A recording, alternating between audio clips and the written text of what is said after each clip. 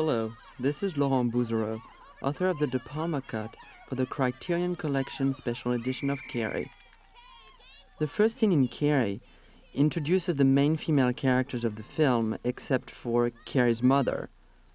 Cece Spacek portrays Carrie, Amy Irving plays Sue Snell, Betty Buckley portrays Miss Collins, the gym teacher, and Nancy Allen is the evil Chris Hargensen. The purpose of this scene is to set up the antagonism between Carrie, her classmates, and Chris.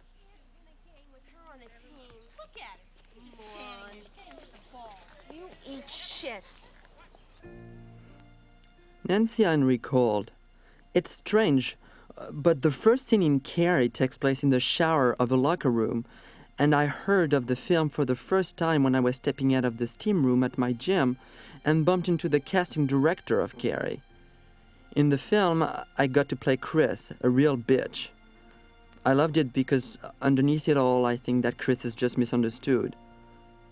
The shooting was very difficult, Nancy Allen continued, especially for the shower scene because we all had to be naked. We even had to sign a release because some of the girls didn't want to do it, and the producer was afraid they might walk off the set. But Brian was so wonderful that he gave us a lot of confidence, and we understood that after all, this was no big deal. Right from the opening credits, Carrie is a shocking movie. As De Palma would do again 4 years later in Dressed to Kill, the film begins with a shower sequence that plunges the audience into a world of sensuality, suspense, and violence. Carrie is having her period for the first time, and sexuality is alien to her. Carrie links her first period and her bleeding to death. In Dressed to Kill, Angie Dickinson is giving herself pleasure in the shower and is raped by a man. In both cases, sexuality, when repressed and distorted, is associated with violence, sin, and death. Mario Tosi's gleaming photography is especially effective here in conveying the dreamlike quality of this scene. De Palma always wanted to shoot this scene in slow motion. He said he wanted to get involved in the lyrical eroticism before the blood came. At the time the scene was shot, Cece Spacek did not know that it was going to be shot in slow motion. Ironically, she saw it in slow motion in her mind and acted it out that way. Therefore, it ended up being a kind of double slow motion, which appeared far too slow, and the scene had to be reshot. As soon as De Palma will cut from slow to regular motion, he throws the audience a jolt which conveys Carrie's surprise in discovering blood dripping between her legs. The close-up of the blood dripping between Carrie's fingers is a foreshadowing image that will be repeated when Carrie is bathed in blood on her prom night. Gregory M. Auer, who began his career working on television series such as Mission Impossible and for Disney Studios, designed the special effects for Carrie. He had already worked with Brian De Palma on Phantom of the Paradise. Auer's first work on Carrie was creating the steam effects in the locker room. Outside the soundstage where the scene was shot, Auer installed a steam boiler and water heater, and there was a giant steam hose leading inside the locker room. The one problem Auer encountered in that scene was that the steam kept fogging over the camera lens. An assistant had to aim the hairdresser's blow dryer at the lens to break up the condensation. Cece Spacek said about the shooting of that scene, "The shower sequence was very tricky. I knew it had to be horrendous and bigger than life." Carrie's discovery that she has become a woman coincides with her discovery that she has telekinetic powers. De Palma establishes a link between repressed sexual drive and the supernatural. In this early scene, Carrie's powers are already the substitutes for the sexuality which is absent from her life. In other words, she can only affirm herself through her powers, not through sex. The actress modeled the position of her body when her classmates throw sanitary napkins at her after a drawing she had seen in a biblical book of a man getting stoned to death. When Carrie discovered that she's bleeding, De Palma told Sissy Spacek to react as if she had been hit by a truck. The actress decided to draw from her husband's experience of being hit by a car when he was a child. There she was, naked in the shower in front of the entire crew, asking Jack Fisk, who was also the art director on Carrie, to record the accident. He remembered that it was Christmas and that there were lights everywhere. He went on the street and saw the car speeding toward him, and before he could move, it was right on him. The shower became the Christmas lights for me, Sissy Spacek said. Carrie has this moment where she's just lost in the beauty and warmth of the shower, and then, all of a sudden, here's this car coming at her. When I was showering, I was looking at the Christmas lights, and the blood was the car. Any kind of real emotional moments in a person's life they can recall can give a character a core for their feelings. De Palma had intended originally to shoot the film in a new and modern university, but a big school somehow did not match the spirit of the story. Instead, he chose an old abandoned school in Hermosa Beach. Each time Carrie uses her powers, De Palma employs the famous theme composed by Bernard Herrmann for the shower sequence in Psycho. Herrmann was hard to get along with. During the scoring of Hitchcock's Torn Curtain in 1966, Herrmann's relationship with the director totally deteriorated. Hitchcock was being pressured by Universal Studios to get Herrmann to write a commercial score. Herrmann refused, and that was the end of their collaboration together. Notice the insert of the blood stain on Miss Collins's shorts and the look of embarrassment on the principal's face. He seems to be thinking that Miss Collins herself is having her period. Though there is a continuity error in the long shot that follows the insert, the sweater is over the shorts, not above. This touch sets the ambiguous sexual overtone that is present throughout the picture. Back to the story with Herrmann. When Brian De Palma did Sisters in 1973, he wanted to hire Herrmann, Hitchcock's favorite composer, to do the score. To give him an idea of the kind of scoring he desired, De Palma put together a soundtrack for Sisters using music excerpts composed by Herrmann from Hitchcock's Marnie, Psycho, and Vertigo. When he heard De Palma's dummy soundtrack, he ordered him to stop the screening and said, "I don't want to hear Marnie when I'm looking at your movie. How can I think of anything new with that playing?" De Palma followed his orders, and Herrmann watched Sisters without any music, and later composed for that film one of his greatest scores. Herrmann worked on De Palma's Obsession in 1974, and the composer died right before Carrie. De Palma used music excerpts from some of Herrmann's scores, Sisters, Psycho, and Journey to the Center of the Earth, as a temporary soundtrack for Carrie, and decided to keep the Psycho music in the final version of the film. Was De Palma paying tribute to his favorite composer, or simply getting his revenge?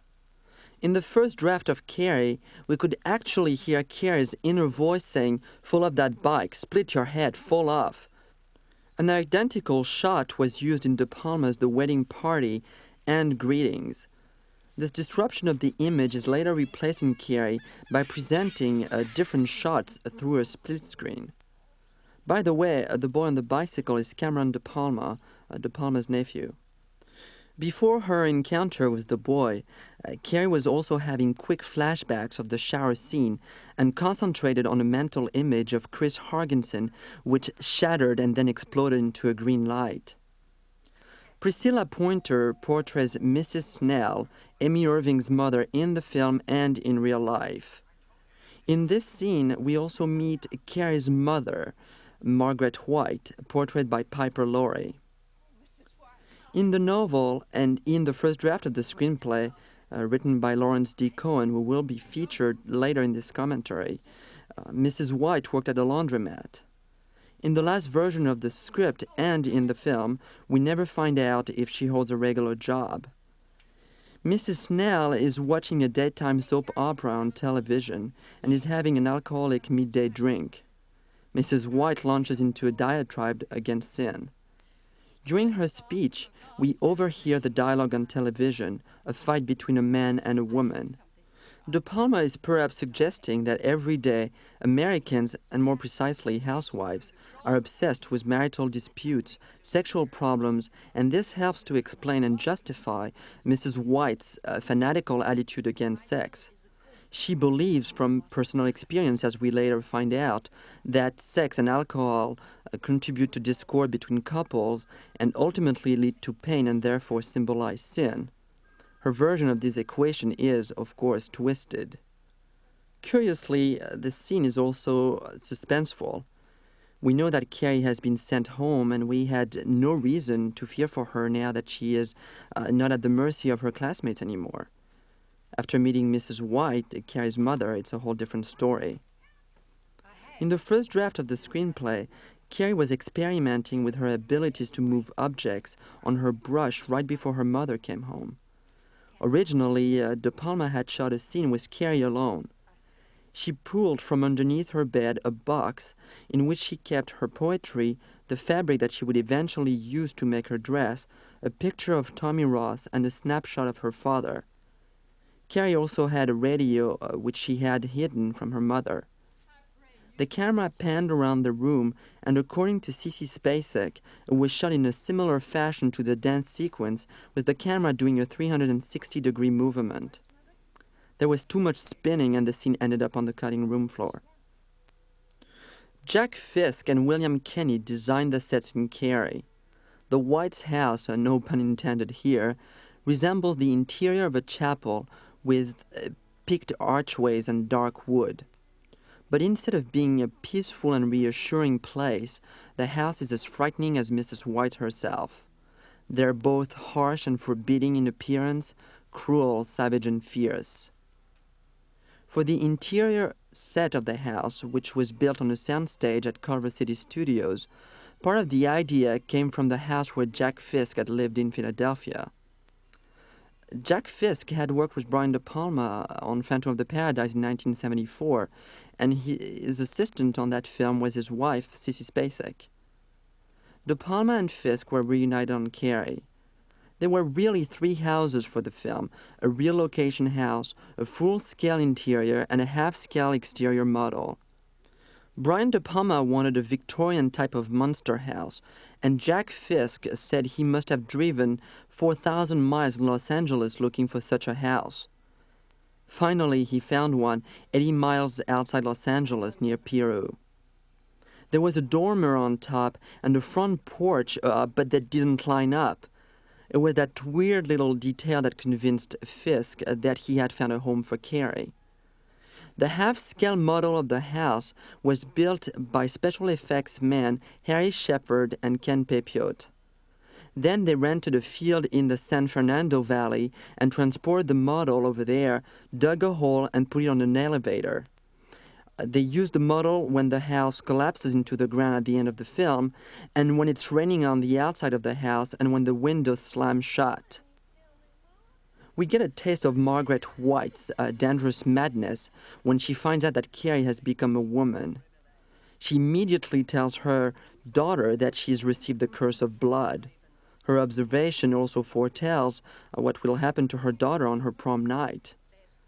De Palma's violent cut to low-angle shots of Mrs. White establishes her authority over her daughter. Here again, we see that De Palma's visual devices are not just stylish, but always serve the moments and the characters they accompany. At the beginning of the first draft of the screenplay, Carrie had a fantasy of herself working in the cafeteria, hand in hand with Tommy Ross, portrayed by William Catt, one of her classmates. During the argument with her mother, she also had flashes of the fantasy. In the first draft of the script, Carrie's infatuation with Tommy was obvious. However, in the film, De Palma downplayed this element and Carrie is more innocent and asexual. In the novel and in the first draft of the script, Carrie had a stronger argument with her mother, and when Mrs. White called her the spawn of the devil, she replied, "You fuck," and later, "You suck." Take a look at the door of the closet, which was turned upside down, giving the image of a cross formed by the four-door panels. In the overhead shot, you can see a cross beside Carrie, which is actually made by the door. In the first draft of the screenplay, there was a note to use David Bowie's changes while Carrie's in the closet. In the novel, as well as in the first draft of the script, Margaret White kept inside the closet the statue of a black man sitting on a huge flame-colored throne with a trident in one hand. The man had a spiked tail and the head of a jackal. This creature was Margaret's god, punitive and frightening. In the film, the creature was replaced by a small statue of Saint Sebastian. Notice carefully the position of Saint Sebastian, full of darts and arrows, as it foreshadows the stabbing and death of Carrie's mother at the end of the film. In the final script, the inside of the closet and the statue of Saint Sebastian were shown only at the end of the movie, after Carrie had killed her mother and before the house collapsed into the ground. Brian had the idea of Saint Sebastian, who is pierced by arrows, Jack Fisk said, and we started looking for a sculpture figure of him to use. Unable to locate one, I got a plaster crucifix that was made in Italy and had glass eyes. First, I shaved the beard off and uncrossed the legs to make it stand at that really strange angle. Then I used a coffee-stained cloth for the loincloth, shaved the plaster hair off, and put hair on it to resemble Piper's, which had been done up to accent her religious fanaticism and also to go with the angles of the arches. Then I made little arrows out of wire and placed them on the body, which we later used as a pattern for all the hits on Piper when she gets stabbed by the kitchen utensils. I also carved the mouth open a little more so it would look like it was screaming. Next, we put a little light on a rheostat behind the eyes, Fisk concluded, which we could brighten or dim as we wanted, and mounted it on an old piece of wood with a votive candle and a prayer book. In the first 10 minutes of the film, we have seen Carrie mainly in a state of hysteria. She has apologized to her mother and taken the posture of a little girl. She has denounced the right of being a woman and has gone back to being Mom's virginal and sinless little girl. Carrie has obviously made up her mind. If she can be sexual, then she'll use her powers. And as the shattered image of Christ in the mirror suggested, Carrie has rejected her mother's religious beliefs and has signed a pact with the devil. By breaking the mirror, Carrie brings bad luck upon herself almost deliberately.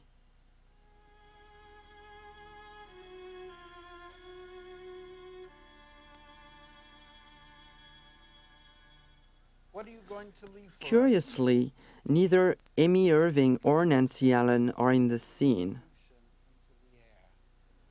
Rather than cutting back and forth between what goes on in the background and what is shown in the foreground, De Palma often likes to present both perspectives in focus simultaneously. This device allows him to make the audience feel the action and also anticipate, for instance, the reactions of the characters. The director has used this technique in 2 scenes already. When Carrie is outside the principal's office, she and the secretary in the background are in focus, and when Carrie comes out of the kitchen closet, both the girl and her mother, who is sewing in the foreground, are in focus. In this particular scene, the teacher, played by Sidney Lassick, who starred as one of the patients of a mental institution in One Flew Over the Cuckoo's Nest in 1975, is reading a poem to the class. He then announces that Tommy Ross wrote it. When the teacher asks for comments, De Palma shot both William Katt in focus in the foreground and Sissy Spacek, who is sitting in the background. The emphasis that De Palma draws in this sequence also establishes a visual connection that foreshadows the developments in Carrie's relationship with her classmate. Throughout his career, Brian De Palma has launched the careers of many actors and actresses, including the careers of Robert De Niro and Jill Clayburgh, who both starred in his first feature, The Wedding Party. Carrie brought attention to Sissy Spacek, Amy Irving, Nancy Allen, John Travolta, Betty Buckley, William Katt, and marked Piper Laurie's comeback to the big screen. Tommy? Did you say something, Tommy? Who, me? Yes, you. I said, aw, shucks.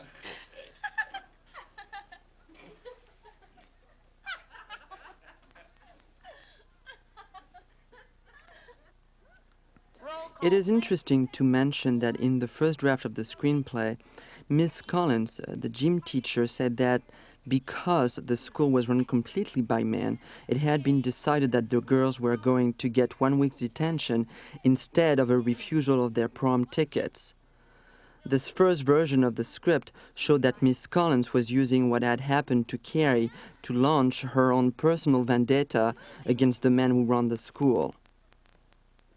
Brian De Palma directed his auditions for Carrie coincidentally with George Lucas, who was casting Star Wars. Carrie Fisher auditioned for the role of Carrie and ended up playing Princess Leia in Lucas's space saga.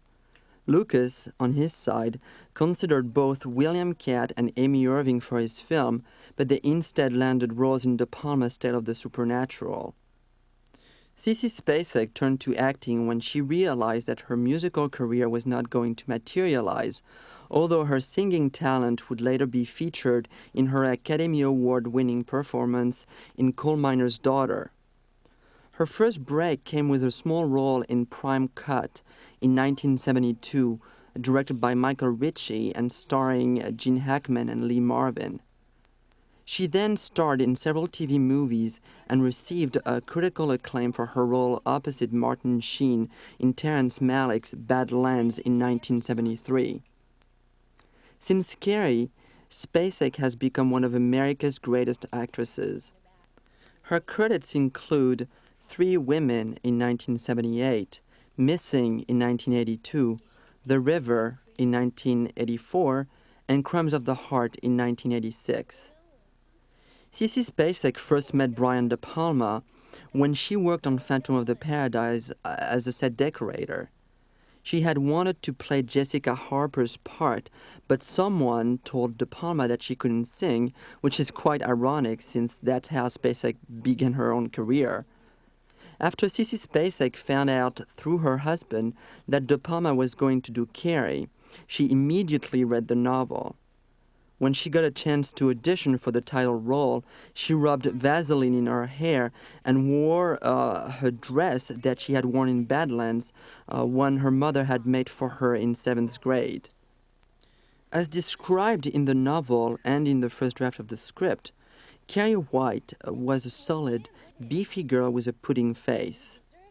In the book, her face and her body were covered with pimples. Originally, Brian De Palma did not think that Spacek was right for the role of Carrie. He had her audition for the part of Chris and Sue instead. When he finally tested her to play Carrie, she made everyone else who wanted the part look silly.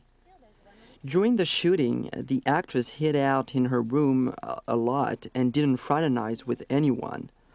Spacek sort of lurked in dark corners of the soundstage and peered out from behind things during the shooting. Her dressing room was filled with religious books and heavy classical music, and a box of trinkets that Carrie hid in her room that was shown in the scene that was cut from the movie. Spacek said that she didn't want anything reminiscent of her own world to distract her from her role. Sissy Spacek received an Academy Award nomination for Best Actress for Carrie, but lost out to Faye Dunaway for her performance in Network. She did receive, however, the Best Actress award from the National Society of Film Critics. Piper Laurie was also nominated that year for Best Supporting Actress for her portrayal of Mrs. White, but it was Beatrice Straight who won the award for Network. Laurie also lost a Golden Globe to Catherine Ross, who won Best Supporting Actress for Voyage of the Damned. Piper Laurie was suggested to De Palma by an executive at United Artists who lived close to the actress in Woodstock, New York. He told the director that Piper Laurie was interested in acting again and that the part of Margaret White would be a terrific role for her. De Palma had liked her in The Hustler, and he flew to New York to meet her. Piper Laurie showed up dressed like Margaret White. There was something very sexual about her red hair and the black outfit she had on, De Palma once recalled. The director knew he had found the right actress for the role. I like the idea of making Margaret White beautiful and sexual, De Palma said, instead of the usual dried-up old crony at the top of the hill. Piper Laurie made another comeback more recently as one of the lead characters in David Lynch's TV series Twin Peaks. Carrie was Amy Irving's first feature film. She is the daughter of producer-director Jules Irving and actress Priscilla Pointer. De Palma liked the idea of Irving and Pointer acting together because he rightfully thought it would bring authenticity to their scenes. Priscilla Pointer also co-starred with her daughter in The Competition and Honeysuckle Rose, both in 1980. Amy Irving played the lead role in De Palma's The Fury and received an Academy Award nomination for Best Supporting Actress for her role in Barbra Streisand's Yentl in 1983. Nancy Allen began acting in commercials at age 15 and had a small role in Hal Ashby's The Last Detail in 1973. She married De Palma in 1980 and divorced the director 2 years later. She starred in De Palma's home movies Dressed to Kill and Blow Out. She also starred in the hit science fiction RoboCop series. John Travolta made his feature debut in Carrie. Before this, his experience was almost exclusively in TV, starring in Welcome Back, Kotter. He received an Oscar nomination for Best Actor for his role in Saturday Night Fever in 1977. He was reunited with Brian De Palma and Nancy Allen in Blowout. William Katt, whose credits include Big Wednesday in 1979, declared about his experience on Carrie, "We had solved all the problems before we got on the set, and once we got to the actual shooting, Brian worked more with the camera. He allowed us a lot of freedom because he knew exactly what we were capable of. He trusted us and it allowed him to be more focused on the visual part of the movie." Melanie Griffith, a star of De Palma's Body Double and Bonfire of the Vanities, has this to say about her audition for Carrie. "He wanted me to kiss this guy that I didn't know. I said I didn't want to do it. Brian simply told me to get out. I said fine, goodbye, and that was it." A writer friend of Brian De Palma's had told him about the novel written by the then unknown Stephen King. Immediately after he had read Carrie, De Palma contacted Paul Monash, the producer who had optioned the novel. He found out that Monash had already called George Litto, the producer of Obsession, to ask him to submit the project to De Palma. In an exclusive interview with Criterion, Lawrence D Cohen, the screenplay writer on Carrie and other King adaptations such as It, The Tommyknockers, and Rob Reiner's new film, Needful Things, talks about the project and how De Palma became involved.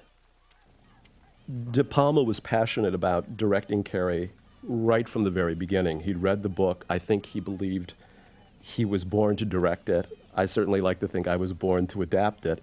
He was very, very keen on wanting to do it and came to visit Monash and myself at our offices at Fox to try to persuade us to let him do it.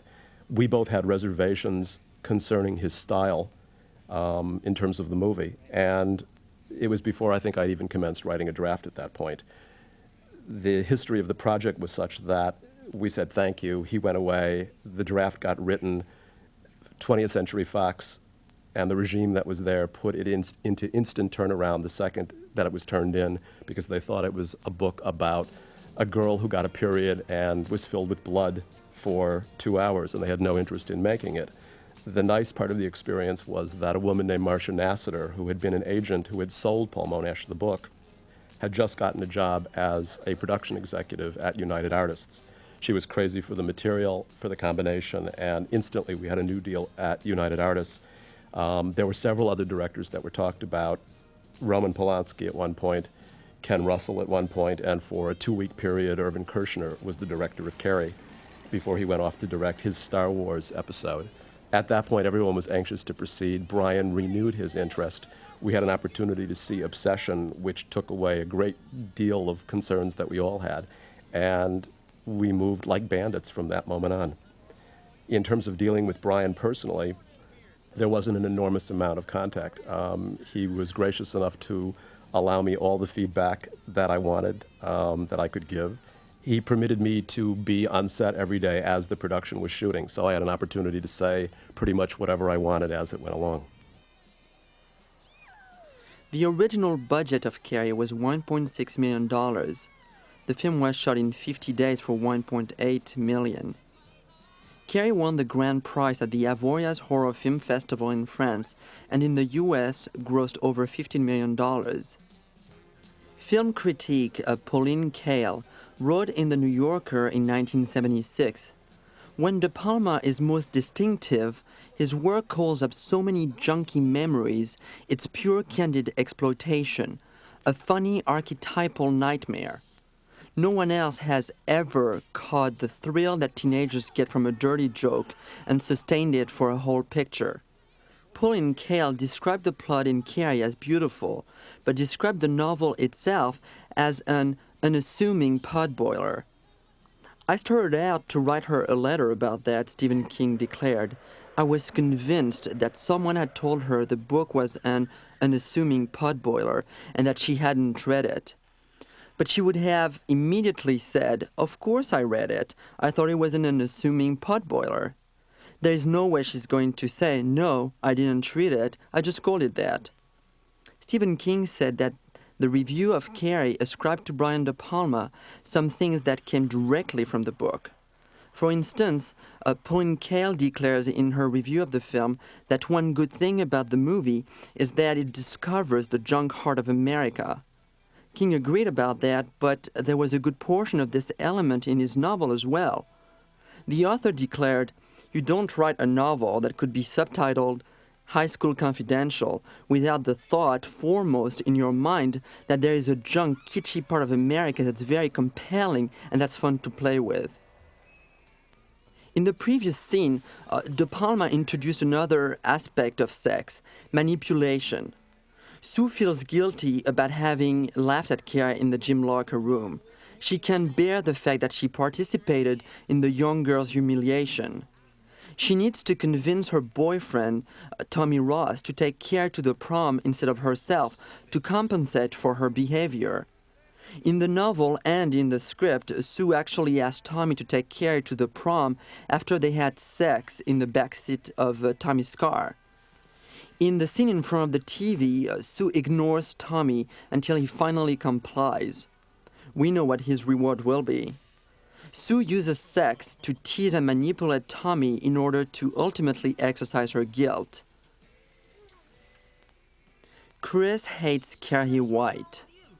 Because of her, she's been refused her prom tickets, and she wants her dumb boyfriend, Billy Nolan, to help her get revenge. Like Sue, Chris uses sex to manipulate Billy. In both cases, sex is the boyfriend's reward just as much as it is Carrie's punishment. In the first draft of the script, there was a lengthy scene between Chris and her parents. Chris came home late, and her mother slapped her. Chris slapped her mom in return and ran to her room. Her father, a powerful lawyer, tried to calm down his daughter, who called her mom names. Chris finally dried her tears and hugged her father in a rather ambiguous and suggestive way. The next day, Chris's father met with the principal of the school and Miss Collins to get his daughter invited to the prom. Miss Collins refused, and Mr. Hargensen threatened to sue the school and Miss Collins for slapping his daughter. In the novel, Chris's father also visited the principal of the school, but there was, however, no ambiguity hinted at between him and his daughter. Stephen King was born on September 21, 1947 in Portland, Maine. Like Carrie's father in the film, in the book Margaret White was a widow, King's father deserted his family when he was 2 and was never heard from again by his family. King spent part of his childhood in the small town of Durham, attending a one-room school with 4 other children. He later received a scholarship to the University of Maine at Orono, where he obtained a bachelor's degree in English. He met his wife, Tabitha, to whom he dedicated his first novel, Carrie, in college, and they were married after their graduation. His first 4 novels were rejected, and in 1974, the Kings were living in a rented trailer propped up on cinder blocks. Stephen King worked at the laundromat for a while and then got a job teaching English at the Hamden Academy in Maine. Several of King's short stories were published in magazines. In 1972, he began writing a short story called Carrie. King once mentioned meeting an intensely religious woman in the laundromat right before writing Carrie and wondering what her children would be like. However, when asked where he got the idea for Carrie, Stephen King replied that this was a destructive question because you're forced to say something that sounds rational. There has to be a direct cause and effect or people aren't satisfied. The woman in the laundromat came into it, King said, but what I really saw was Carrie walking home from the high school. I didn't see the prom or anything like that, and destroying everything in this town as she went. The opening scene of the short story revolved around the unexpected and late arrival of Carrie White's first menstrual period, and King suddenly realized that A, he was not a girl, B, he did not know what it was like to have a menstrual period, and therefore, C, he did not know how to react to it. The only time he had been in a girl's shower locker room had been as part of a college summer job as janitor in a high school in Maine. He crumpled up the pages and threw them in the kitchen wastebasket. About an hour later, Tabby, his wife, fished them out and pressed him to continue to write the story. The finished manuscript sat for about 1 month on King's desk because he feared rejection. Bill Thompson, an editor friend of his at Doubleday, sent King a calendar for Christmas, and the writer finally decided to submit his manuscript to him. Doubleday bought Carrie, and the sale of the paperback rights to NAL permitted King to quit his teaching job to write full-time. Carrie was the first of King's novels to reach the screen. Other films from King's novels include The Shining, The Dead Zone, Cujo, Pet Sematary, Misery, Christine, and Firestarter, to name a few. Before Carrie became available in bookstores, there was a lot of film interest. There were 3 or 4 offers, and finally, the rights went to producer Paul Monash. Lawrence D Cohen. Back in the early 70s, a few years after college, I was in New York working for David Susskind as a story analyst, among other things. Early in 1973, I actually found 2 pieces of material that I was crazy for. One was a script in the slush pile that had been going around for quite a long time, which was Alice Doesn't Live Here Anymore. And that was a piece I had a great deal of passion for. That same year, I read a manuscript of a book which turned out to be Carrie. And it was the same year as The Exorcist. This little book at that point had sold for $2,500 for as an advance.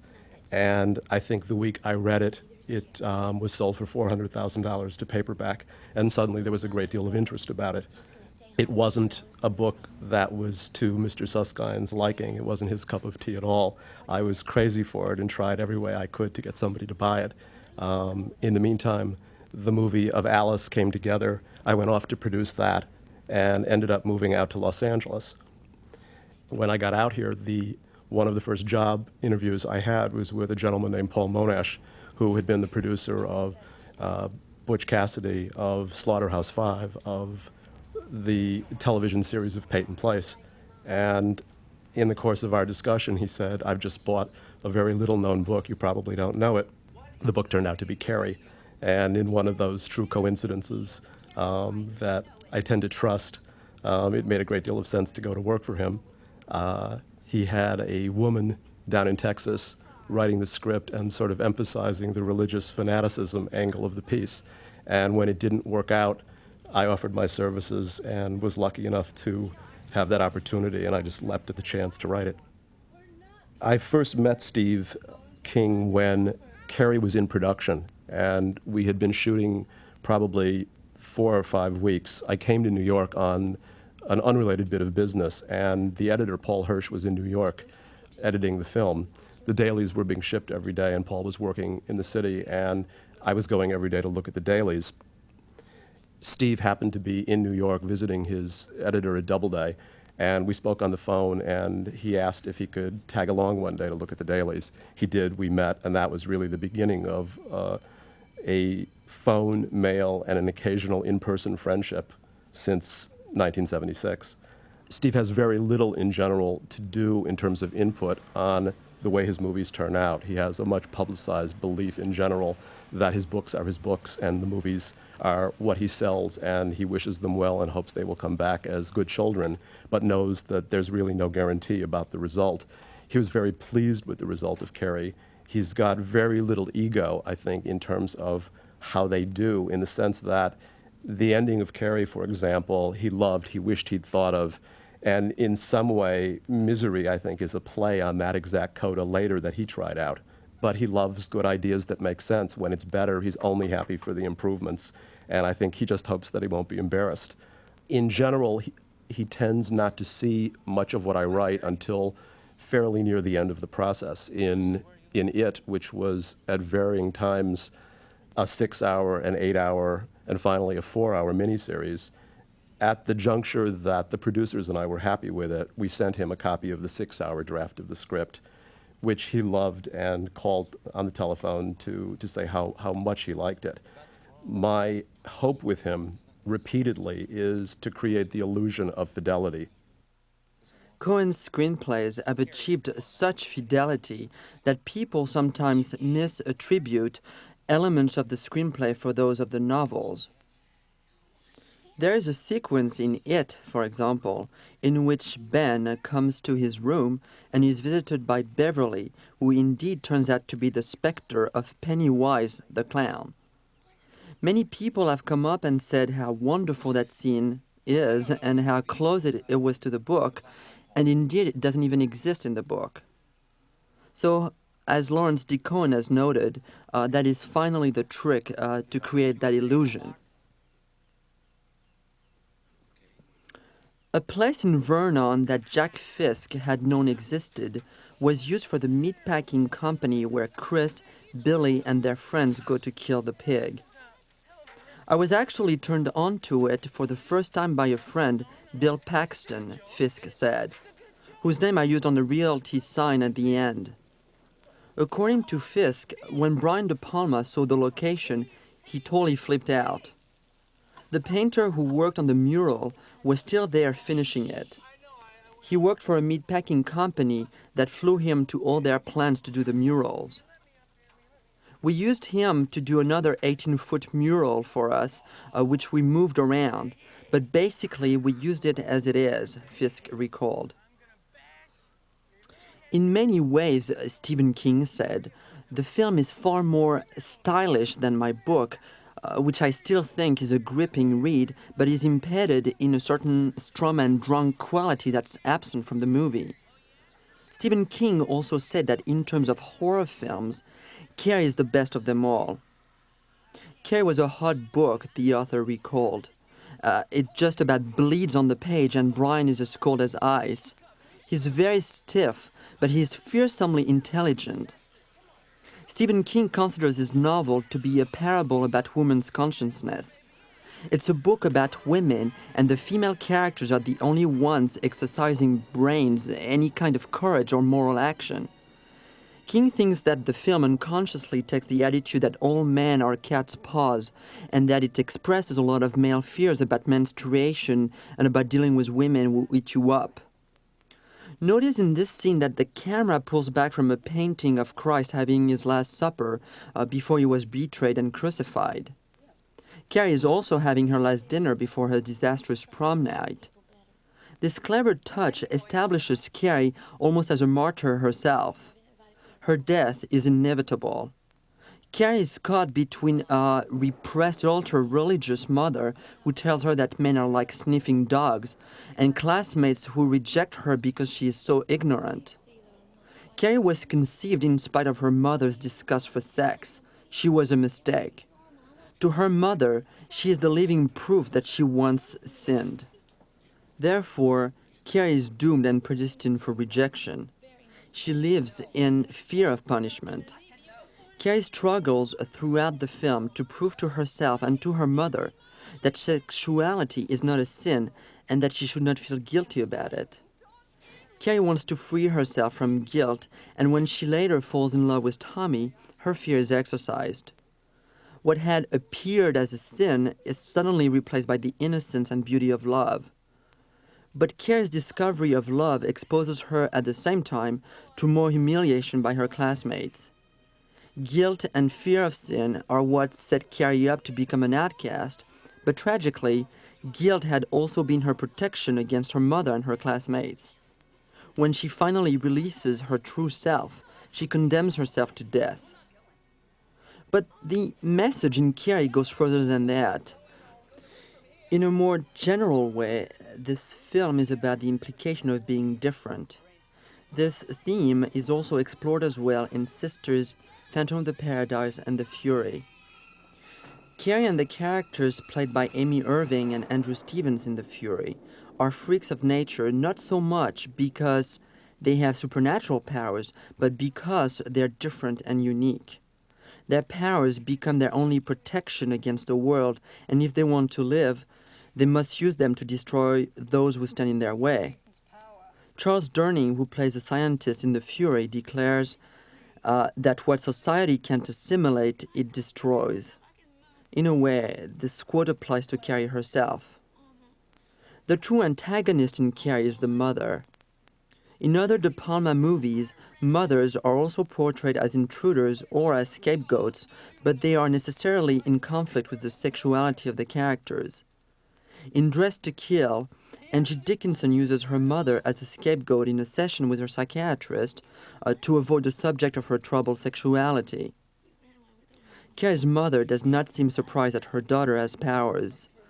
Just as she knew that Carrie would one day become a woman, she also knew that Satan would one day manifest his powers through her as well.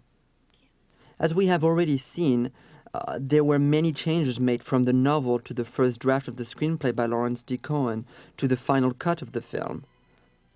Cohen comments on this process. I was enormously excited by reading it. I felt that I'd read a book that an American author had found a way to do Lord of the Flies, and found a way of basically retelling that story in the context of an American high school. It also had enormous emotional strength to me, which is what really impressed me, of the relationship between the mother and the daughter, and Steve's real ability to recreate that world of high school and of peer pressure, I thought was fantastic. There were also any number of set pieces and brilliant visceral images that I thought would be indelible in a movie and cried out for being a film. I'd always sort of, I think, harbored the belief that the book was initially written with just the Carrie Margaret teenage story and none of what was, so to speak, the collage technique, and that it had really been fleshed out later for the purposes of selling it as a book. The book is a very short book as it is. It's just a novella, really, and certainly the shortest of his hardbound books. The technique I found to be a great literary technique of the collage, but finally I thought it really distanced the viewer if it were to be a movie.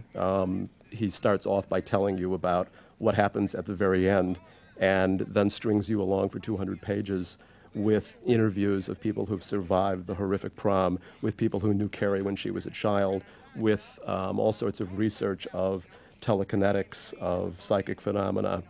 all of which was great, but ultimately had nothing to do with the movie. And for the purposes of the first draft, all of that went 1, 2, 3. The only part really that was retained for a first draft's purposes was the notion of Sue, the Amy Irving character, as a survivor. And there was some holding on to that technique for the first draft.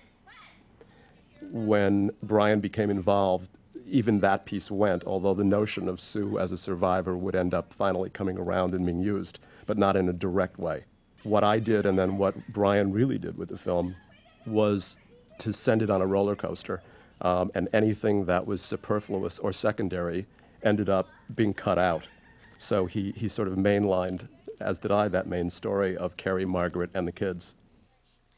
In the novel, the story took place at the Even High School. Jack Fisk, the art director on the picture, and his crew were having lunch, trying to think of a name for the high school, and decided on Bates High School in homage to Norman Bates and Psycho because of Brian De Palma's love for Hitchcock. When Jack began to think of a logo for the Bates High School sports team that would be appropriate for the viciousness of the kids, he started kicking around names such as Bumblebees and Hornets. Jack Fisk, Nancy Allen, Sissy Spacek, Brian De Palma, and Don Heister, the assistant director, all decided to use the image of a hornet in the design of the logo. Jack Fisk then changed the name to Stingers and put a big stinger on the hornet. One of the interesting differences, I'd say, between the movie and the book was that Carrie in the book is truly a fat, unattractive character, and it would have made it very difficult to transform her. We took the license of movie that one step, and I think by the really lucky and inspired casting of Sissy Spacek, had our cake and ate it too, so to speak, in which it was easy enough to take her down several notches and make her frail and dowdy and a bit of an Alice Adams, but definitely an outsider.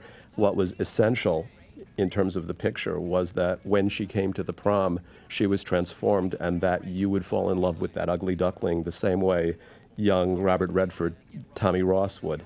And that worked out as, I think, a really positive change in terms of an audience's acceptance of the piece. Slow motion and fast motion are two devices that De Palma often uses to create palpable suspense, to attract attention, or to give comic relief. In this scene, as the argument escalates between the three friends, the scene suddenly changes to fast motion. The juxtaposition of this heightened humor with the horror that almost immediately follows makes the impact of the horror all the more powerful. The change of pace in Carrie, whether it's from slow to normal motion or from normal to fast motion, is meant to bring the action to another dimension that warns the audience that something unusual is about to happen. Right before Tommy comes to pick up Carrie, she's confronted with her mother's madness. In the first draft of the screenplay, Carrie had a fantasy in which her mother approved of her going to the prom and told her to have a good time. Margaret White, who has given Carrie the curse of blood in an earlier scene, is now telling her daughter that they're all going to laugh at her. This other prophecy will indeed come true. From this point of view, Carrie is almost like a fairy tale soaked in blood, or a variation on the Little Red Riding Hood who is punished because she disobeyed her mother. In the first draft of the script, Carrie promised her mother that she would be home by midnight. After she was started with blood at the prom, Carrie escaped from the stage and lost her slipper. Obviously, those elements hinted at the fact that Carrie is a horror version of the Cinderella story. It is interesting to notice Carrie's physical transformation from a little girl into a young woman. When Carrie went home and told her mother that she was right, that they wanted her, she looked again a posture of a bad little girl. We are now entering the most important segment of the film, prom night, when Carrie's powers take center stage. Screenwriter Lawrence D Cohen comments. I would say that Brian's notion of Carrie's telekinetic powers in the movie was a philosophy that was quite smart, finally, which was to be very careful with them, that overusing them would make them silly, and that the trick to them was to use them discreetly at key moments where style and credibility could come together to hold the audience and not make them laugh at the movie. I think he was absolutely right. I felt the telekinesis was basically a device to trick, De Palma said, and I wanted to use it as an extension of Carrie's emotions, her feelings that were completely translated into actions that only erupted when she got terribly excited, terribly anxious, and terribly sad. For the director, after it was established that Carrie had powers, he was afraid that the audience was going to be bored with the display of her talents unless it was needed for a specific moment.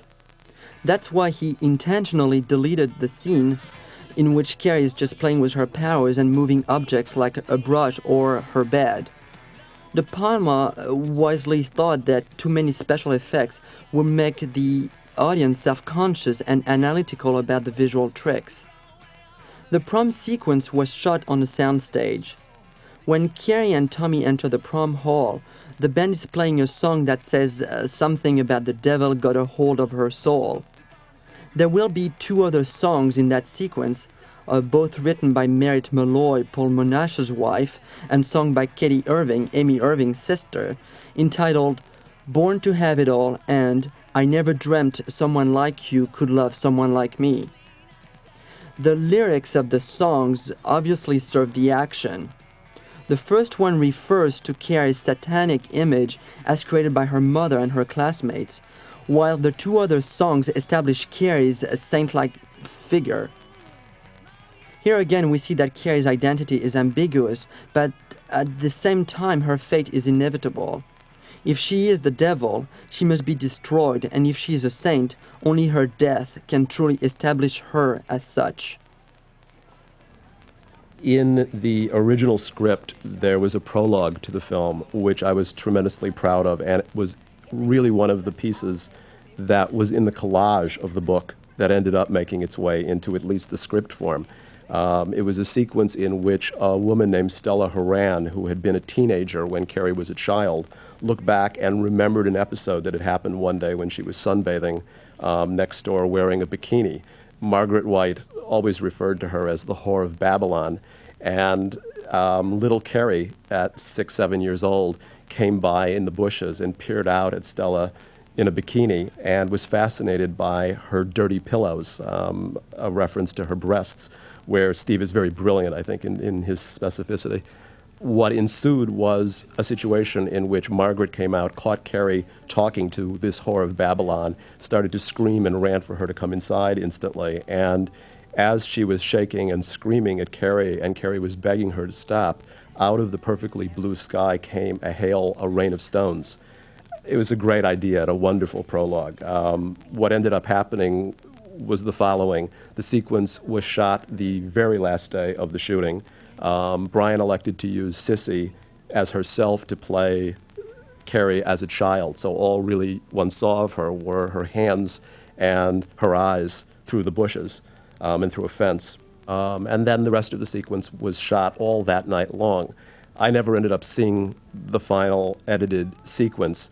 What I understand and makes a great deal of sense to me was that it just never worked. That on a budget of $1.8 million, every dime was squeezed out, and this got left to the end and became its casualty. In addition, I'd say that Brian always really intended to start the picture with the volleyball game and the shower sequence, and there's a real plus to those sequences. They're extraordinarily realized pieces of atmosphere and emotion, and the picture starts off just fine. You're right into it from the minute it begins. So it's sort of, in my opinion, just a great lost sequence, but I understand it.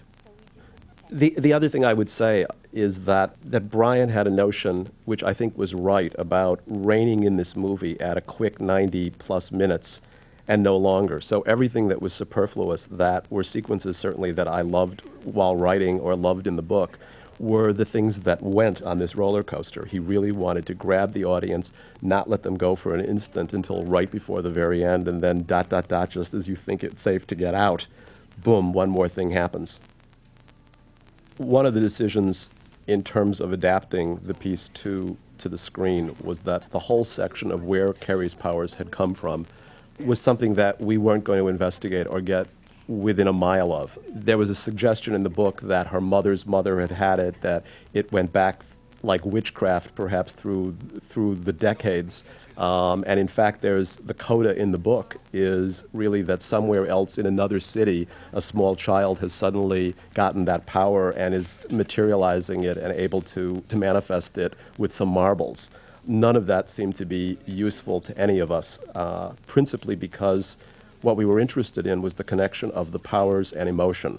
And that was the only thing that interested us, which was at that moment in the shower of inordinate stress, of the onset of a much delayed puberty, and of the humiliation of a lifetime, the power arrives. And I think that was a happy match of supernatural and psychosexual. In Boston in 1977, a woman was killed by a young man who butchered her with a variety of kitchen implements, and the police speculated that he tried to imitate the scene in Carrie, in which the girl kills her evil mother by nailing her to the kitchen wall with the cutlery. On a much lighter note, the school board of Lilly, Pennsylvania, fined teacher Roland Four, 62, for showing Carrie to his 7th grade classes. Four said that he saw nothing wrong with the plot, noting that he fast-forwarded past the sexually explicit scenes. About the dancing sequence, Sissy Spacek declared, "The rhythm of the whole scene got me excited. We were spinning on a circle and the camera moved the other way. We had to be on camera every time we said a line. If anyone had explained it to me before we started, I would have said it was impossible. It worked and I could not believe it. We were on camera every time, at the right time. It's an exhilarating scene. You share Carrie's happiness, it really comes through." Brian does that kind of thing real well. He takes your emotions from a horrific moment to a funny moment to a romantic moment to a horrific moment. While the camera is going counterclockwise, the actors are going the other way. The movement explains that despite the magic of the moment, both Carrie and Tommy are not in sync with the reality of the situation. They are in their own world. The 360-degree movement of the camera is yet another aspect of Brian De Palma's style that visually expresses the feelings of the characters and helps the audience share their emotions. Carrie and Tommy are falling in love. By continuously circling around the actors, De Palma recreates the dizziness the characters feel. I have varying degrees of things that I'm in love with that I'm not in love with in the movie. For example, slow motion, which is a technique that I normally abhor, I think is wonderfully used in the film at a couple of key instances where the material and the idea are interchangeable. They match perfectly. And I think he did a phenomenal job when Carrie is dancing with Tommy at the prom and that 360-degree whirl happens. I love that moment when just as the bucket is about to fall and the announcement of the winners of the prom happens, and it is that very long tracking shot that goes up, up, up. He attenuates the tension brilliantly, and it's another example where technique really is fantastic. It's a film in which we were all fairly young when the movie was made, and I like to think that it brought out the best of our respective qualities. The U.S. Catholic Conference slapped its condemned rating on Carrie, meaning that the conference regarded the picture as morally objectionable for U.S. Roman Catholics. In its review of the film in the December 15, 1976 issue of Film and Broadcasting Review, the conference summarized Carrie as ludicrous and overdrawn. The conference also slapped De Palma with this quote, "Sick humor, it seems, has become the last refuge of the slovenly, untalented filmmaker."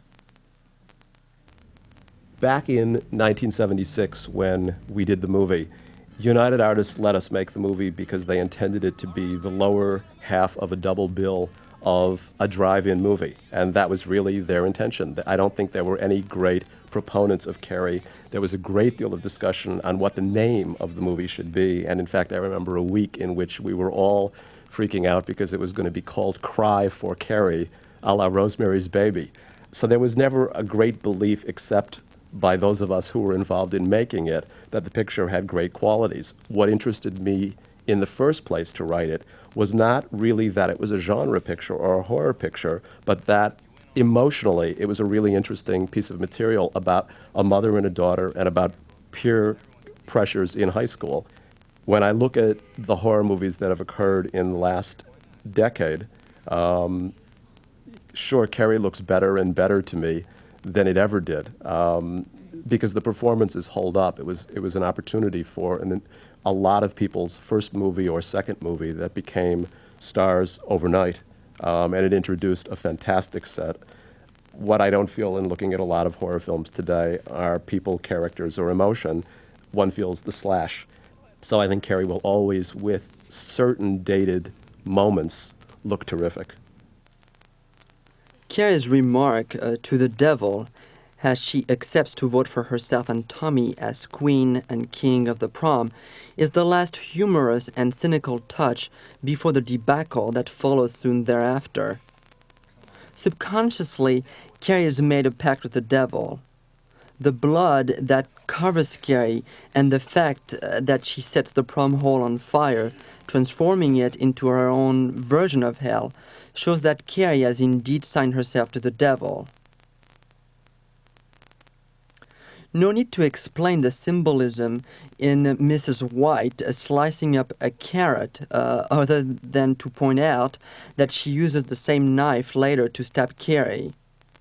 In the novel, Mrs. White gave birth to her daughter at home and used a kitchen knife to cut the umbilical cord.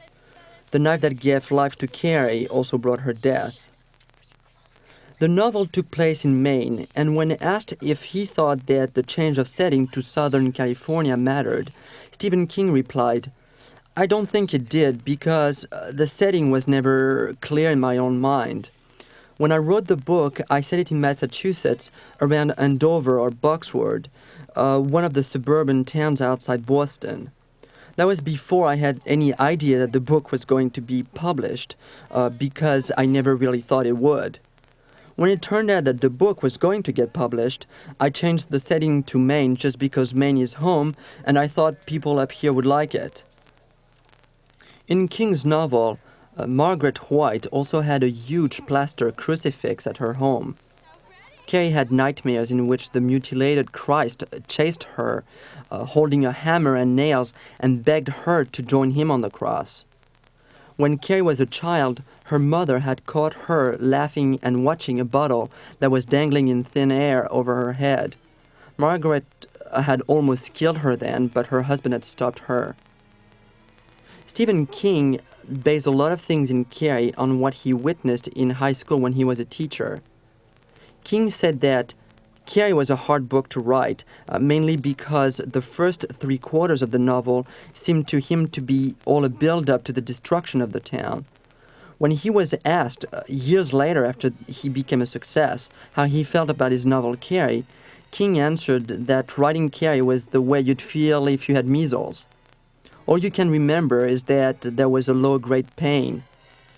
King also dismissed an interview De Palma gave to a Washington, D.C. newspaper in which the director had made an inappropriate comment on his novel. "You see the kind of strains a young director has to work under," De Palma was quoted as saying. "This is the kind of shit they hand me, and I have to do something with it." King's feeling on this was that it was an impolitic thing to say, whatever his opinion of the book was. "I thought a lot of the reason the movie succeeded," Stephen King carried on in an interview, "was that De Palma had a strong plot skeleton to work with for the first time. Carrie owes a lot to Hitchcock. It's an homage to Psycho, but a lot of the motivation from the book is there. Some of the things he took from the book," King said, "I think he just took for granted some of the virtues of construction. I liked Obsession, but it's full of all sorts of motivational flaws, and I don't think Carrie has that problem. So I resent De Palma saying that. But there is no question or any doubt that he did a masterful job with Carrie. It's a great film by almost all standards. And I can say that because I didn't have any part in making the film." In Carrie, Paul Hirsch, the editor, is at the top of his form in this sequence.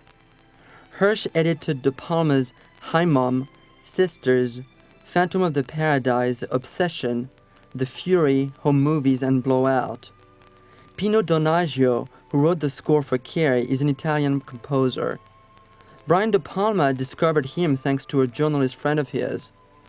Donaggio, when he did Carrie, was already familiar with the horror genre. His first feature assignment had been the Nicholas Roeg supernatural thriller Don't Look Now in 1973. When he heard this score, De Palma knew he had found Herman's legitimate successor. Donaggio wrote the scores to De Palma's Dressed to Kill, Home Movies, Blowout, and Body Double.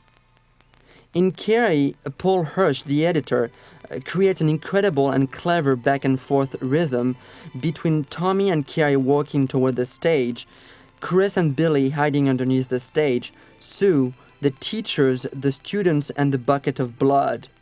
In this segment, the music reinforces on one hand the magic of the moment and on the other hand foreshadows the horrible plot that's unfolding underneath the stage. De Palma's visuals are the marriage of images and technical virtuosity. He relies almost exclusively on what images can tell, as in a silent film, but he emphasizes his visual statements by employing his technical brilliance. He is thereby able to communicate plot elements, the character's feeling, and the overall mood of the film without any dialogue.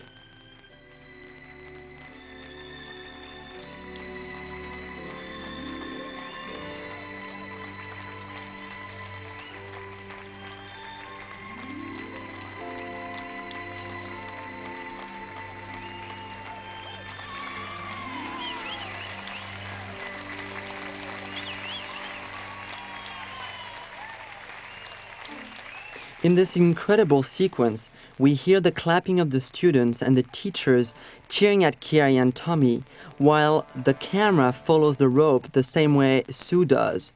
This segment is pure suspense. French director François Truffaut explained in his book on Alfred Hitchcock the following point. A man leaves his home, hails a cab, and drives to the station to catch a train. This is a normal scene in an average picture. Now, should that man happen to look at his watch, just as he is getting into the cab, the entire ride automatically becomes a sequence of pure suspense.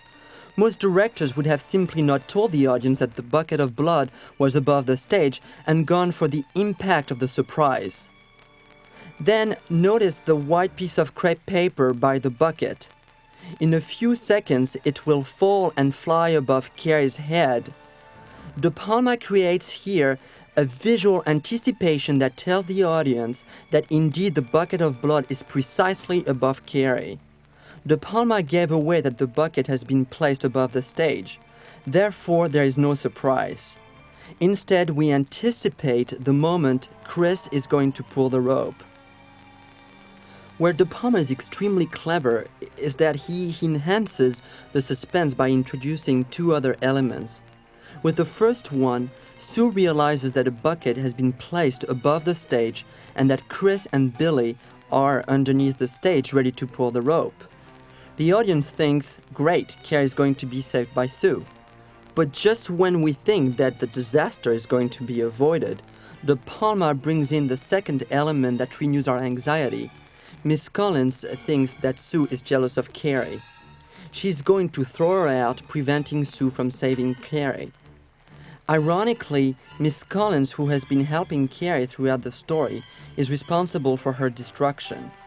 This sequence is probably the most privileged moment in the film, one of those highlights that linger in our memory.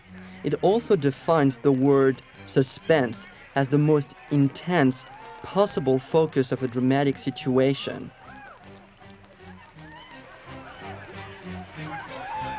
Suddenly, Nancy Allen pulls the rope, and the bucket showers Carrie with blood.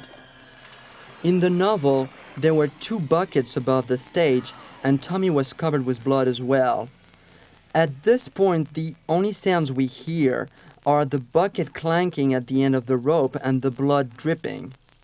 By reducing the sound effects in this whole sequence, De Palma has reinforced the shocking climax and has focused our attention on a visual expectation. In the first draft of the script, right before Chris pulled the rope, we cut to Margaret cutting her finger with the kitchen knife, and then to Sue as she poured herself a cup of hot cocoa and spilled some of it on the kitchen counter. When the bucket is finally free of the rope and hits Tommy on the head, the screams and laughter of the teachers and the students gradually return. For that scene, Sissy Spacek based her body movements once again on a biblical image that she had researched in a book. There was one particular picture of a person who is looking up, and all you could really see was the white of her eyes. After the blood hit Carrie, Spacek looked up to see where it came from, and then she marked the transition and changed the expression on her face as her head came down.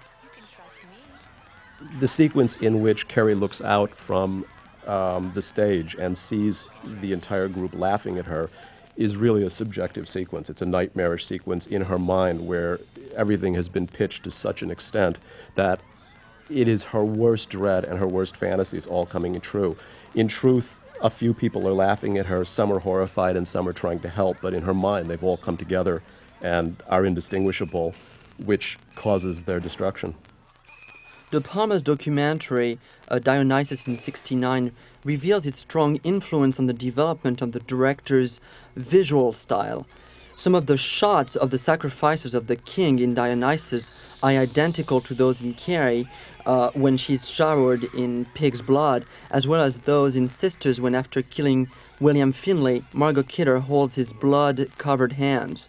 For the hoses, Greg Auer used wires when they first unravel. For the valve opening, Auer built an additional valve attached off-camera to the one you see turning, so that by turning that one, he could make the other one appear to turn on its own. The split screen gives the audience the sense of witnessing an action from a very objective angle. The split screen, in that sense, is a technique that gives the spectator the freedom to take a position. It's the ultimate peeping experience. By using the split-screen device, De Palma places the audience in the position to judge the action from the point of view of the victims and from Carrie's point of view as well. De Palma felt that the destruction had to be shown in split-screen after he realized that the constant cutting back and forth between Carrie and the things happening around her ruined the entire sequence. At first, De Palma spent 6 weeks cutting the sequence together. There were about 150 setups. When De Palma saw it didn't work, he and his editor built the sequence with split screens. Ultimately, the split screen device is De Palma's tribute to filmmaking. It proved that an image can have several dimensions, and an action, when seen from different perspectives, can have multiple implications and meanings. In all honesty, the decision to get rid of the gym teacher character that Betty Buckley played in the picture really wasn't mine. It really was a decision of Brian's that ended up being exercised in the movie. I think it was his personal sense of black comedy that the one person who had really been sweet and nice was also in the carnage that ensued. In the novel, Miss Collins survived but resigned her position. Bobby Bass, the stuntman who doubled for Sidney Lassick, actually introduces the fire to the backing when he falls back onto it, and the only damage that was done was to redden his one hand. Sissy Spacek had to stand on the stage while everything was on fire around her. She refused to have a stunt double to do her scene. Once the heat became unbearable, she decided to move but still managed to walk away slowly. She was so involved with her role that she thought she had become as invulnerable as Carrie herself. In both Carrie and the Fury, the main characters have supernatural powers. When their telekinetic juices are in motion, De Palma conveys this by making quick jump shots toward the actors rather than tracking in on them, for instance. The jump cut traveling is what sets apart reality from the supernatural. In this scene, a stunt double was used. It is not Sissy Spacek who is almost run over by the car. However, Spacek worked closely with her stunt woman and told her that she wanted her body movements to be stiff. The car was rigged with a cannon. When the stunt coordinator got up to 60 miles per hour, he shot a 2-foot telephone pole out of the bottom of the car, which flipped over, and then he blew up a gas can which had been placed inside the trunk of the car. The explosion was set so that the car would flip over some more. In the novel, Chris went to Billy's house. A friend came to wake them up and tell them what Carrie had done. After Carrie had killed her mother, she showed up at Billy's house with the knife that her mom had used to stab her still protruding from her shoulder. When Billy and Chris tried to escape in the car, Carrie caused it to explode as in the film. What happens in the climactic prom sequence is that Carrie's powers spill over, and the emotion of what happens turns surreal and nightmarish to the extent that she can't distinguish between friend and foe whatsoever. I would say that the philosophy to kill off Miss Collins at that point was an attempt to show that those powers went out of control and went berserk. On the other hand, the audience, when Chris Hargensen gets it, cheer like crazy. There's a real revenge motif and a revenge fantasy that's part of this. But I think Steve's morality and our respective moralities were such that we weren't endorsing Carrie's position entirely. It was to show its excesses as well. Originally, De Palma had wanted Carrie's house to be by the sea to allow Carrie to walk along the wet sand and be swallowed by it.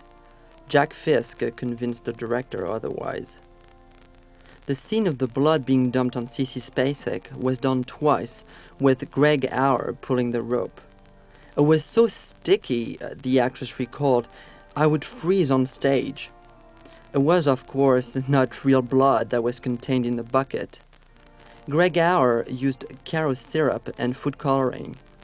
For the batch, they used cornstarch, and to make the actress more comfortable, Auer and his staff heated it at first, but then they ran into problems when the starch made the syrup gel in the bucket, so they had to substitute a different thickener after that. There was another problem. Under the heat of the lights, the fake blood would dry and Sissy Spacek would become stuck to herself. So Auer had to have one of his assistants just spritzing her with water to keep her moist. It's hard to imagine this type of horror existing in any other genre, but in fact, an effort was made to translate Carrie into a Broadway musical. About 10 years after we had done Carrie as a film, my friend and partner Michael Gore, who won the Oscar for Fame and for Terms of Endearment and as a composer, and I were at the opera one night, and we were in New York, and we saw Lulu by Alban Berg, and walked out of the Met Opera, at midnight, and we're walking up Broadway, and Michael looked at me and said, it's funny, if Alban Berg was alive today, the piece he'd probably write would be Carrie as an opera or as a musical. And we both laughed at that as a sort of silly idea, but I knew exactly what he'd meant. By the time we'd gone another 10 blocks, the notion occurred that perhaps it wasn't such a silly idea after all, which was the Margaret Carey sections, the mother-daughter parts of it, truly had operatic moments between characters on screen, and that there was something about the kids' stuff that harkened back, whether it was to West Side Story or to Grease or to Bye Bye Birdie. And I contacted Steve on the telephone and presented him with the notion of what we had in mind. There was a very long pause on the other end of the phone, and he said, well, I guess if they can do a musical about a dictator in Argentina, why not? So he was great about it and essentially gave us the rights and his blessing. We brought in a lyricist, Dean Pitchford, who had written the movie of Footloose and a number of songs with Michael on Fame. And we reached a point where we put on the first act of it as a reading down at Michael Bennett's studio down in downtown New York. And the response was overwhelming and favorable, and it came out great. We then proceeded to have a series of directors over the next couple of years who would evidence interest in it, and some of them became involved, some came, some went. Bob Fosse was one of them for about a month period.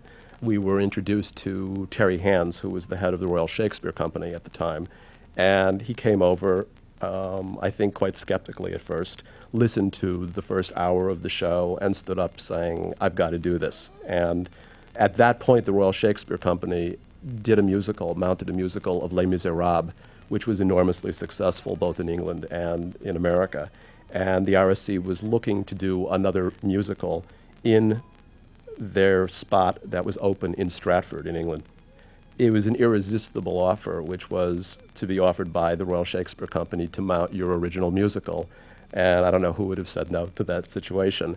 And the audience in relative staid Stratford would stand every night on their chairs and scream like American kids. And we sold out every performance for a 6-week run there. The single biggest problem finally was one of vision, which was that the director was very British and had a sense of Carrie that it was like Greece, as in Greece BC, to the extent that the girls in the opening gym number had uniforms that resembled togas.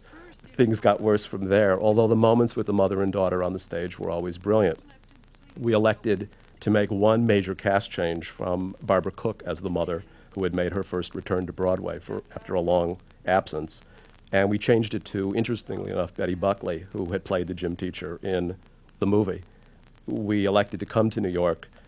The sequences with Miss Buckley and a girl named Lindsay Haitley, who was a 16-year-old English girl, tore the roof off. And there were sounds like I've never heard in a theater or live theater in my life. The other half of the show, the kids' half, was as poor as the mother-daughter stuff was wonderful. And the show had a very schizophrenic identity.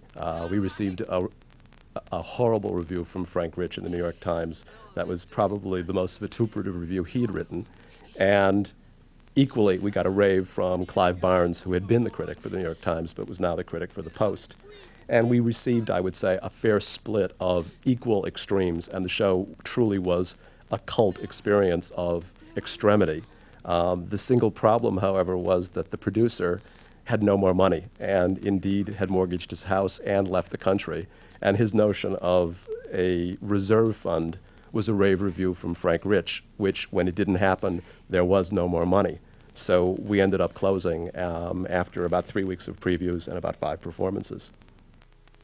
Mrs. White finally stabs Carrie through her ribs, a symbolic reference to the biblical tale in which Eve is created from Adam's rib. A platform was rigged at the top of the stairs. When Piper Laurie stabbed Sissy Spacek, the young actress fell back out of frame foot last. A stunt girl was used in the next shot of Carrie stumbling down the stairs. She had to do it 3 times, Sissy Spacek said. I have a still of her midair falling. The sequence is actually Sissy Spacek's own favorite moment in the film. Brian De Palma declared, "Special effects are like blind faith. You have to tell your man what to do and hope to God when you get there, he's figured out how to do it." For Margaret White's A Spectacular Death, Jack Fisk designed special walls using wainscoting, which helped hide the wires. For Piper Laurie, Greg Auer built a harness which came down over the 3 openings of the fingers of her right hand and under her sleeve, with which he could pull her hand back to the wall. An assistant pulled in the collapsing knife on a wire, which was connected to a little palm piece. Auer made a breastplate for her, which covered her rib cage and up between the breast in a V shape, and an additional piece on her shoulder, and into them he put the hit pads that the knives went into. We fired the knives in on wires, Auer said, and after we hit, we'd take off the wire and put in the permanent knife. In one take, we did zap her a little hard, and when you hear her cry out, it's because she really felt the force of it. Before she dies, Mrs. White moans in a sexually explicit way, implying that for her, sex and death are one and the same thing. Notice that Mrs. White's position is identical to the one of the Saint Sebastian statue we saw in the closet earlier. In the book, Carrie killed her mother by stopping her heart. The conceit of Carrie stopping her mother's heart, I think to Brian particularly was a literary trick, which was that he just didn't actually see a way of rendering that on screen that would make any sense. It's something that we ended up returning to later when we did Carrie as a musical, as an idea, because it was far more that kind of an idea that could be dramatized. But in visual terms, there wasn't a way to do it. Brian had a very strong take and came to it the first time he came to see us, in fact, about how Carrie should kill her mother, which was an influence from a Japanese film, really, with arrows. I mean, and I can't remember what film it is. It's Throne of Blood. And he was totally right. I mean, my initial skepticism on hearing the idea was that Margaret would look like a porcupine. And it was one of those great instances where his visceral sensibility knew exactly what he could deliver, and I bow to him in terms of it.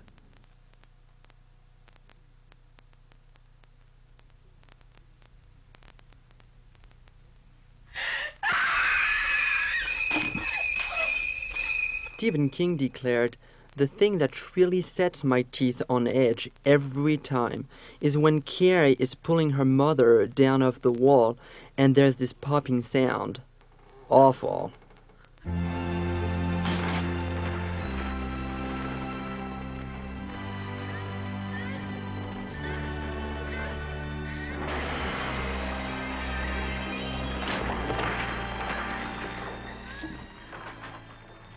At the end of the movie, Carrie ends up dragging Margaret into the closet and brings basically, like Samson at the temple, the house down around them and her. In truth, that sequence had as its setup the opening prologue of the movie of the shower of the rain of stones, and it was the payoff of that and the full circle of that experience. It makes less sense without that opening, although it's perfectly, what one is caught up in the effect of it as opposed to the logic of it per se. Auer also worked closely with Jack Fisk on the apocalyptic destruction of Carrie's house. Originally, rocks were supposed to collapse on a small-scale house, but the results were not convincing. Fisk finally decided to simply burn down Carrie's house. On Halloween night, when United Artists snuck the movie in 800-900 theaters across the country, and it was being snuck in Westwood and on Hollywood Boulevard, where it was playing at a theater that was showing Sparkle, a film with Irene Cara. For any number of reasons, my friend and I elected to go to that theater to see the movie, and it was a terrific audience, and we sat through Sparkle together, and Carrie came on, and the audience was captured by it from the first instant, and great, and very quiet, but very responsive to the movie. In the last minute of the movie, as Amy Irving is lying in bed, and her mother, who is also her real-life mother as an actress, she's talking on the telephone and saying, yes, yes, the doctor says she's going to be fine. And a guy in the first row of the balcony stood up and screamed at the top of his lungs, "That girl ain't never going to be right again." And 1,300 people screamed their brains off laughing. And a minute later, the hand came up and they screamed that way. And it was just an extraordinary phenomenon. It was extraordinary seeing how extreme a response this movie was having on people, from laughing hysterically to screaming at the top of their lungs and jumping out of their chairs and then walking out of the theater laughing. And I felt where we'd succeeded finally was in giving them a very good time and giving them a good laugh as a release for the terror.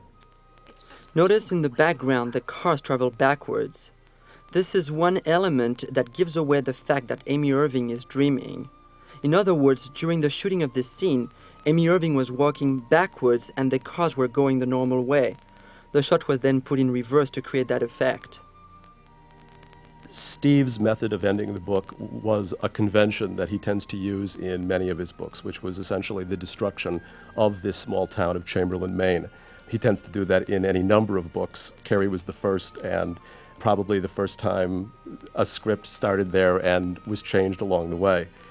There was a wonderful passage in it that I was in love with, in which Carrie died in Sue's arms, and there was the suggestion, really, that after experiencing Carrie's death and what death was like, that power that Carrie had was transmitted to Sue, and that was sort of my free zone and a notion of how to end the picture.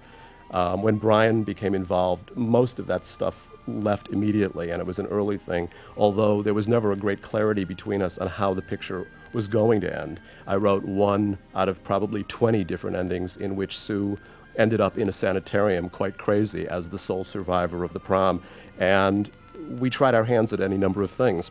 There were a lot of elements that were in the book that ended up being incorporated, but basically the thrust of it, of the hand coming out and of it being a dream, was truly Brian's idea. You know, it was a bit of a spin at that point on what had been the ending of Deliverance, in which the hand sort of emerges from the water and it's a dream. But this was an ending that one had the great pleasure of seeing several thousand people jumping out of their seats one famous Halloween night. And I think we all relaxed and knew the picture would be an enormous hit at that moment. By the way, it was really Sissy Spacek's hand bursting out of her grave. Nightmares of Carrie continue to haunt Sue just as much as Nancy Allen will have bad dreams of Michael Caine slashing her throat in Dress to Kill. Sue will indeed never forget Carrie, and hopefully, but for different reasons, neither will we. This has been Laurent Bouzereau for the Criterion Collection.